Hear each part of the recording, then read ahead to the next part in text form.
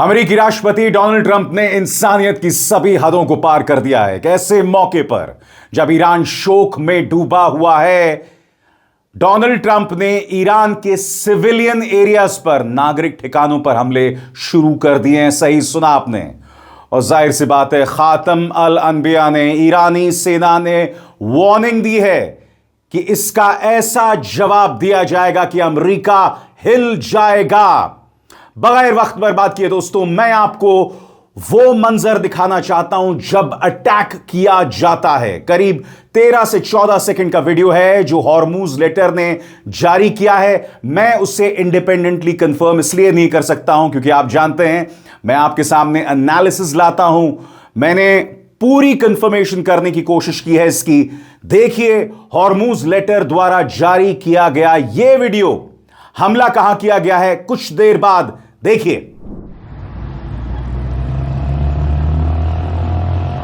Wash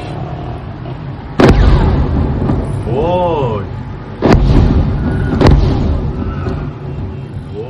अब मैं आपको एक और वीडियो दिखाना चाहता हूं दोस्तों, या ये कहा जाए 4 वीडियोस हैं, एक के बाद एक ये वीडियो सामने आने वाले हैं। स्पुतनिक क्या कह रहा है मैं आपको पढ़ के सुनाना चाहता हूं। यूएस स्ट्राइक टारगेट्स ईरान्स बंदर Abbas. Circulating footage reportedly shows US strikes on Bandar Abbas in southern Iran in the latest ceasefire breach. Explosions were also reported in Keshm and Sirik. यानी बंदर अब्बास के अलावा केश्म और सिरिक पर भी ट्रंप की सेंटकॉम ने, सेंट्रल फोर्सेस ने हमला किया है। आइए देखते हैं। इनमें से एक वीडियो वो है जो आप देख चुके हैं, देखा जाए।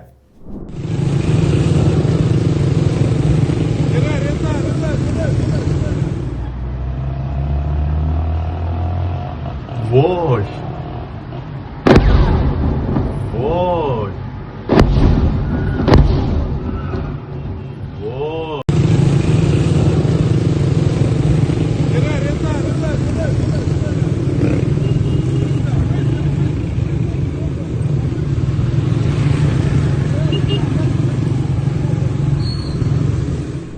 इस बीच ईरान ने भी मुंह तोड़ जवाब देना शुरू कर दिया है। हॉर्मूज लेटर के मुताबिक Iran has begun retaliatory strikes firing at least 2 anti-ship cruise missiles and various drones at US navy warships in the sea of Oman. यानी कि ओमान की खाड़ी में अमेरिकी नौसेना जहाजों पर ईरान ने 2 एंटी-शिप क्रूज मिसाइल्स फायर की हैं। इसके अलावा ईरान का यह भी दावा है कि उसने 2 यूएस MQ-9 ड्रोन्स मार गिराए हैं बुशहर के ऊपर।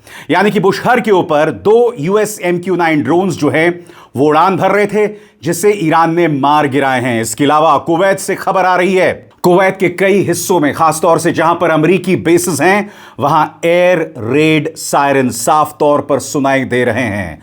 वहां पर सायरन से पूरी फिजा थर्रा गई है। उसी तरह से बहरीन की भी बात करें, जहां पर अमेरिका की 5th फ्लीट मौजूद है, वहां पर भी एयर रेड सायरन्स की आवाज पुरजोर तरीके से आ रही है।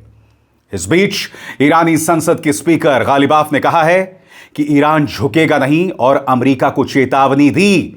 The era of bullying and extortion is over. यानी कि दबंगई, दादागिरी और वसूली का वक्त खत्म हो गया। ईरान इसका मुंह तोड़ जवाब देगा। और इस वक्त दुनिया भर में बड़ी ब्रेकिंग न्यूज ये है दोस्तों, चाहे CNN हो या अल जजीरा। मैं आपको बताना चाहता हूं सबसे पहले अल जजीरा क्या कह रहा है।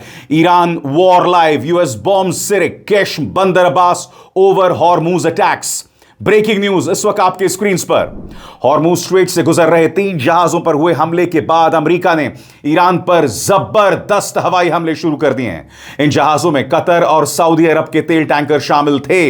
ईरानी मीडिया के मुताबिक ईरान के बंदरगाह शहर सिरिक, बंदर अब्बास और केश्म द्वीपों में धमाके की आवाजें सुनाई दी। अमेरिका ने वो छूट भी वापस ले ली है जिसके तहत 17 जून को वॉशिंगटन और तेहरान के बीच हुए अंतरिम समझौते के बाद ईरान को तेल बेचने की अनुमति मिली थी।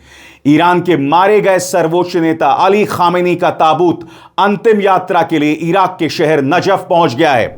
और अब मैं आपको मंजर दिखाना चाहता हूं दोस्तों, जब सुप्रीम लीडर खामेनी का जो ताबूत है वो इराक के शहर नजफ पहुंचा है। जैसे कि आप जानते हैं 9 जुलाई को उन्हें सुपुर्द खाक किया जाएगा, मगर उससे पहले इन तस्वीरों में आप देख सकते हैं उनका पार्थिव शरीर जो है, उनका पाक शरीर जो है वो पहुंचा है इराक के नजफ, और साथ में ईरान के राष्ट्रपति मसूद पेजेश्कियां भी मौजूद थे। और अब खबरें आ रही हैं कि वो वापस चले गए हैं इस हमले के बाद, वो हमला जो डोनाल्ड ट्रंप ने ईरान पर किया है। और यहां आप देख सकते हैं कि उनका पार्थिव शरीर नजफ पहुंचा हुआ है। इससे जुड़ी जानकारी बस कुछ देर बाद, मगर मैं आपको बतलाना चाहता हूं कि खातम अल अनबिया ने वार्निंग दी है। उनका बयान आपके स्क्रीन पर। खातम अल अनबिया says Tehran will deliver decisive response to US aggression terrorist act in southern Iran। वो कह रहे हैं कि यह एक आतंकवादी हमला है क्योंकि वहां के लोगों पर, आम लोगों पर हमला हुआ है। मार्क माय वर्ड्स दोस्तों, यह ईरान के स्ट्रैटेजिक टारगेट्स पर हमला नहीं हुआ है, मिलिट्री टारगेट्स पर हमला नहीं हुआ है, सिविलियन टारगेट्स पर हमला हुआ है। डोनाल्ड ट्रंप इस दुनिया को जला देना चाहते हैं दोस्तों। मैं आपको बताऊंगा क्या बयान दे रहे हैं नेतन्याहू। अब एक नई जमीन तैयार की जा रही है। कहा जा रहा है कि ईरान के पास केमिकल वेपन्स हैं, जबकि आप जानते हैं कि इस्राइल जो है वो व्हाइट फॉस्फोरस का इस्तेमाल करता है जब वो लेबनान पर हमला करता है, जब वो गाजा पर हमला करता है। और अब ईरान पर ठीकरा फोड़ा जा रहा है केमिकल अटैक का, केमिकल वेपन्स रखने का। आप समझ रहे हो क्या रहा है? एक जमीन तैयार की जा रही है एक बार फिर। बहरहाल खातम अल अनबिया ने क्या कहा है आपके स्क्रीन पर। ईरानी सेना ने अमेरिका को दी करारा जवाब देने की वार्निंग। खातम अल अनबिया सेंट्रल हेडक्वार्टर्स ने दक्षिणी ईरान पर अमेरिका के हमलों की कड़ी निंदा की है। सेना ने इसे खुला सैन्य हमला बताया और कहा कि यह उस समय किया गया है जब ईरान के दिवंगत सर्वोच्च नेता का पार्थिव शरीर अंतिम यात्रा के लिए इराक में रखा गया है। अपने बयान में ईरानी सेना ने वार्निंग दी कि इस्लामी गणराज्य ईरान की सशस्त्र सेनाएं अमेरिका की इस कार्रवाई का करारा जवाब देंगी। सेना ने यह भी कहा कि ईरान स्ट्रेट ऑफ हॉर्मुज के मैनेजमेंट में किसी भी बाहरी दखल को बर्दाश्त नहीं करेगा। बयान में आगे कहा गया है, हम दोहराते हैं, हॉर्मुज स्ट्रेट से गुजरने वाले कारोबारी जहाजों और तेल टैंकरों के लिए सुरक्षित रास्ता वही होगा जिसे ईरान तय करेगा। आपको समझना पड़ेगा, अगर हॉर्मुज में ईरान ने वार्निंग शॉट्स दिए तो यह समझौते का हिस्सा है कि अगले 30 दिनों तक जो ट्रैफिक की आवाजाही है वो ईरान तय करेगा। यह मेमोरेंडम ऑफ अंडरस्टैंडिंग का हिस्सा है। अब ऐसे में अगर अमेरिका जानबूझकर जहाजों को कहेगा कि आप उस रास्ते से गुजरें जो मैं तय कर रहा हूं, तो यह मेमोरेंडम ऑफ अंडरस्टैंडिंग का वायलेशन है। इसलिए ईरान हमला कर रहा है। अब मैं आपको बताना चाहता हूं और अलग अलग न्यूज एजेंसीज क्या कह रही हैं। सबसे पहले CNN आपके स्क्रीन पर। The US has launched strikes against Iran, CENTCOM says। CNN report कर रहा है कि Trump administration reimposes oil sanctions after Iran strikes ships near Strait of Hormuz. और अब एक जरूरी संदेश, सच के इस सफर में मेरा साथी बनिए, मेरा चैनल ज्वाइन कीजिए और इनमें से एक विकल्प, एक ऑप्शन चुनिए। शुक्रिया। यानी कि ईरान पर अब तेल प्रतिबंध दोबारा लगा दिए गए हैं और यह भी मेमोरेंडम ऑफ अंडरस्टैंडिंग का वायलेशन है। और मैं आपको बताना चाहता हूं कि CNN इस बारे में क्या रिपोर्ट कर रहा है आपके स्क्रीन पर। US strikes Iran and reimposes oil sanctions। America ने मंगलवार को ईरान पर नए हवाई हमले किए और ईरानी तेल की बिक्री पर फिर से पाबंदी लगा दी। यह कदम स्ट्रेट ऑफ हॉर्मुज के पास कारोबारी जहाजों पर हुए कई हमलों के जवाब में उठाया गया। अमेरिकी सेंट्रल कमांड ने एक्स पर जारी बयान में कहा, और दोस्तों यह है अमेरिकी सेंट्रल कमांड का बयान। अमेरिकी सेंट्रल कमांड क्या कह रहा है, गौर फरमाइए। अंतर्राष्ट्रीय समुद्री रास्ते से गुजर रहे बेगुनाह नागरिकों के क्रू वाले कारोबारी जहाजों को निशाना बनाने की ईरान को भारी कीमत चुकाने के लिए हमारी सेना ने ईरान पर कई जबरदस्त हमले शुरू कर दिए हैं। बयान में आगे कहा गया है, यह हमले स्ट्रेट ऑफ हॉर्मुज से गुजर रहे 3 कारोबारी जहाजों पर ईरान के हमलों के जवाब में किए जा रहे हैं। ईरान की यह कार्रवाई बिना किसी उकसावे की थी, भड़काऊ थी, खतरनाक थी और सीज फायर का वायलेशन है। यह बयान अमेरिका द्वारा दोबारा प्रतिबंध लगाए जाने के तुरंत बाद आया है। हवाई हमलों और नए सैंक्शंस को मिलाकर देखें तो यह अमेरिका और ईरान के बीच चल रहे नाजुक सीज फायर के लिए अब तक की सबसे बड़ी चुनौती मानी जा रही है। खासतौर से तेल पर दोबारा प्रतिबंध लगाने का मतलब यह है कि अमेरिका ने वो बड़ी रियायत वापस ले ली जो स्ट्रेट ऑफ हॉर्मुज दोबारा खोलने के बदले ईरान को दी गई थी। एक अमेरिकी अधिकारी ने कहा, अगर ईरान सही तरीके से बर्ताव करेगा तभी उसे फायदा मिलेगा। हॉर्मुज स्ट्रेट में ईरान की हरकतें अमेरिका के लिए पूरी तरह अस्वीकार्य थीं और इसके नतीजे उसे भुगतने पड़ेगी। अब मैं आपको बताना चाहता हूं दोस्तों, फाइटर जेट्स की जो प्लेसमेंट है आपके स्क्रीन पर, यह है ओसेंट डिफेंडर ने जो बाकायदा पूरा जो ट्रैफिक है इस वक्त वो मंजर पेश किया है। और क्या जानकारी मिल रही है अब मैं आपको बताना चाहता हूं एक एक करके आपके स्क्रीन पर। मिडिल ईस्ट के ऊपर इस समय फाइटर जेट्स की यही तस्वीर दिख रही है। हॉर्मुज स्ट्रेट में 4 कारोबारी जहाजों पर हुए हमलों के जवाब में अमेरिका ईरान के ठिकानों पर लगातार हमले कर रहा है। इस वक्त आसमान में कम से कम 12 अमेरिकी वायुसेना के हवाई ईंधन भरने वाले यानी एयर फ्यूल भरने वाले विमान मौजूद हैं। अब मैं आपको बताना चाहता हूं इस तस्वीर के मुताबिक कौन कौन से अमेरिकी फाइटर जेट्स इस वक्त आसमान पर हैं, जो अब मैं आपको बताने जा रहा हूं। गौर फरमाइए, यह हैं 4KC 135R स्ट्रैटो टैंकर और 8KC 46A पेगासस। ये 2 विमान फाइटर जेट्स साफ तौर पर दिख रहे हैं। इनके साथ साथ अमेरिकी नौसेना का P-8A पोसाइडन समुद्री निगरानी और खुफिया जानकारी जुटाने वाला विमान भी सक्रिय है। इसके अलावा दोस्तों अमेरिका के जो तमाम सहयोगी हैं सऊदी अरब और UAE, वो भी इस वक्त अमेरिका को समर्थन दे रहा है। इसलिए यह मामला हर गुजरते लम्हे के साथ बहुत सीरियस होता जा रहा है आपके स्क्रीन पर। इसके अलावा सऊदी अरब और संयुक्त राष्ट्र अमीरात के 2 multi role tanker transport MRTT विमान भी ऑपरेशन में लगे हुए हैं। इससे संकेत मिलता है कि गठबंधन की हवाई कार्रवाई को क्षेत्रीय देशों का समर्थन मिल रहा है, यानी कि सऊदी अरब और यूनाइटेड अरब एमिरेट्स पूरी तरह से अमेरिका का साथ दे रहे हैं। किसी के मन में कोई डाउट नहीं होना चाहिए दोस्तों, यह मामला अब सीरियस होता जा रहा है, क्योंकि मुद्दा सिर्फ यह नहीं है कि हमला हुआ और जवाबी हमला हुआ, नहीं, सीज फायर का वायलेशन हो रहा है कई लेवल्स पर। और उससे भी बड़ी बात, ऑयल सैंक्शंस लगा दिए गए हैं, उसकी भी हम चर्चा करने वाले हैं दोस्तों।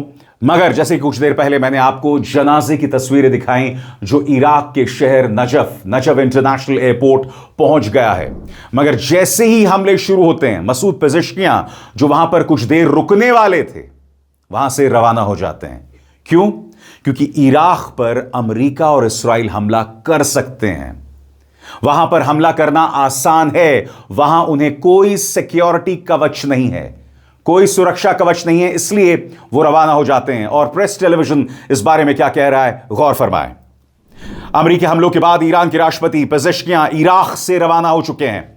ईरान के राष्ट्रपति मसूद पेज़ेश्कियां अमेरिका के ताजा हमलों के बाद इराक के नजफ शहर से तेहरान लौट आए। यह जानकारी ईरान के सरकारी ब्रॉडकास्टर IRIB ने दी है। पेज़ेश्कियां खामेनी के अंतिम संस्कार की रस्मों में शामिल होने के लिए इराक गए थे। खामेनी का शव मंगलवार रात नजफ पहुंचा था। प्रेस टेलीविजन के मुताबिक पेज़ेश्कियां की इराकी सरकार के बड़े अधिकारियों के साथ एक बड़ी बैठक करने की भी योजना थी, जिसे रद्द कर दिया गया है। खामेनी का ताबूत नजफ से इराक के करबला ले जाया जाएगा, उसके बाद उसे ईरान के मशहद शहर वापस लाया जाएगा, जहां 9 जुलाई को दफनाया जाना है। सबसे बड़ी बात दोस्तों मैं आपको बताना चाहता हूं, अब तेल के सैंक्शंस यानी कि ऑयल सैंक्शंस दोबारा लगा दिए गए। ईरान कह रहा है कि यह साफ तौर पर मेमोरेंडम ऑफ अंडरस्टैंडिंग का वायलेशन है, मगर अब जबकि अमेरिका सिविलियन टारगेट्स को निशाना बना रहा है, सिविलियन ठिकानों को निशाना बना रहा है, तो यह सीज फायर अब नहीं ठहरा, इसके कोई मायने नहीं है। गौर फरमाइए ऑयल सैंक्शंस पर क्या कह रहा है ईरान आपके स्क्रीन पर। ईरान का विदेश मंत्रालय अमेरिकी वित्त मंत्रालय द्वारा ईरान के तेल निर्यात पर दी गई अस्थायी प्रतिबंध छूट वापस लेने के फैसले की कड़ी निंदा करता है, जो आपने ऑयल सैंक्शंस जो हैं वो हटा दिए थे और उसे दोबारा लागू कर दिए हैं। मिनिस्ट्री का कहना है कि 18 जून 2026 को मेमोरेंडम ऑफ अंडरस्टैंडिंग हुआ था, उसका अनुच्छेद 10 आर्टिकल 10 साफ तौर पर कहता है और यह उसका वायलेशन है। इस वादा खिलाफी के सभी नतीजों के लिए ईरान अमेरिका की सरकार को पूरी तरह जिम्मेदार मानता है। इस्लामाबाद समझौते पर हस्ताक्षर हुए अभी 20 दिन भी नहीं हुए कि अमेरिका ने 3 जुलाई 2026 को जारी जनरल लाइसेंस वापस लेने का ऐलान कर दिया है। ईरान के मुताबिक यह एक बार फिर दिखाता है कि अमेरिकी सरकार की नीयत ठीक नहीं है, उसका रवैया ठीक नहीं है और उस पर भरोसा नहीं किया जा सकता। फॉरेन मिनिस्ट्री ने यह भी कहा कि पिछले 20 दिनों में अमेरिका ने सीधे तौर पर या फिर लेबनान में ज़ायनी शासन की कार्रवाइयों के जरिए इस समझौते के कई बड़े हिस्सों का वायलेशन किया है। और आपकी स्क्रीन पर यह हैं ईरान के deputy foreign minister Kazim Gharibabadi. वो कह रहे हैं कि ये वायलेशन लगातार हो रहे हैं और ईरान इसका जवाब देगा। और आप जानते हैं जब ईरान जवाब देगा तो ये बहुत ही माकूल जवाब होगा, क्योंकि 40 दिन की सीज फायर के बाद ईरान ने लगातार अपने स्टॉक पाइल को मजबूत किया है। ऊपर से रशिया और चाइना उसकी लगातार मदद कर रहे हैं।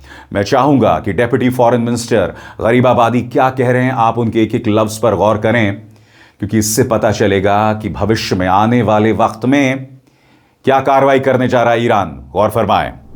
ऑयल सैंक्शन समझौते के आर्टिकल 10 का खुला उल्लंघन है, जबकि अमेरिका के नए हमले इस समझौते के पहले और दूसरे आर्टिकल का सीरियस वायलेशन है।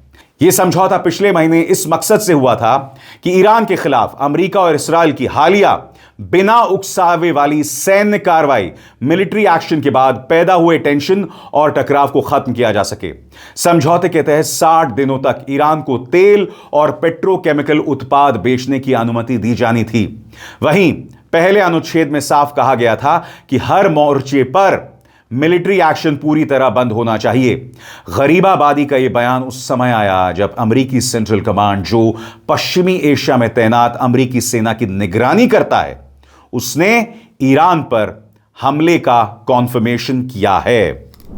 और आपके स्क्रीन पर यह हैं इस्राएली प्रधानमंत्री बेंजामिन नेतन्याहू, जिन्होंने कहा है कि ईरान के पास केमिकल वेपन्स का स्टॉक पाइल है। इसकी चर्चा आज तक किसी मिलिट्री एक्सपर्ट ने नहीं की दोस्तों। इसका मतलब क्या है? इसका मतलब यह है कि ईरान के खिलाफ मिलिट्री एक्शन की जमीन यहां पर इस्राएल तैयार कर रहा है। एक बहुत खतरनाक खेल किया जा रहा है। और यह मत सोचिए कि इसमें सिर्फ ट्रंप और नेतन्याहू हैं, यूएई और सऊदी अरब का भी साथ है। जब नाश मनुज पर छाता है तो पहले विवेक मर जाता है। जब आपका दिमाग हिल जाता है ना, तो सबसे पहले आपका दिमाग खराब हो जाता है। और शायद यूएई और सऊदी अरब के साथ यही हो रहा है। ये लोग समझ नहीं पा रहे हैं इस्राएली साजिश को। इस्राएल चाहता है कि पूरा इलाका लगातार एनार्की में बना रहे, तबाही बदस्तूर बनी रहे, और ये किसी भी तरह से मिडिल ईस्ट में रहने वाले लोगों के इंटरेस्ट में नहीं हो सकता। और इस मंच पर जो भी होगा दोस्तों, वो जानकारी मैं आप तक पहुंचाता रहूंगा, यह मेरा वादा है। अभिसार शर्मा को दीजिए इजाजत। नमस्कार।